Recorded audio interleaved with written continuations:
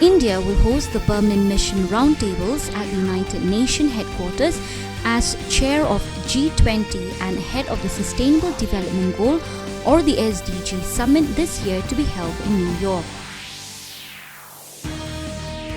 The National Investigation Agency or the NIA is conducting searches and raids at more than 70 places in Punjab, Haryana, Rajasthan, Delhi, Chandigarh, Uttar Pradesh, Gujarat and Madhya Pradesh.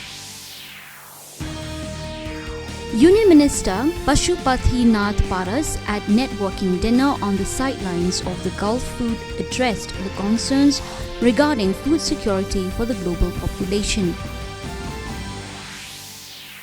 In Ladakh, country's first ever frozen lake marathon on Pangyong So has been officially registered in the Guinness Book of World Records as the world's highest frozen lake marathon.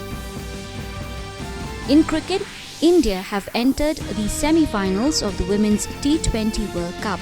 The women in blue defeated Ireland by 5 runs in the rain-marked last group match at St. George Park in South Africa.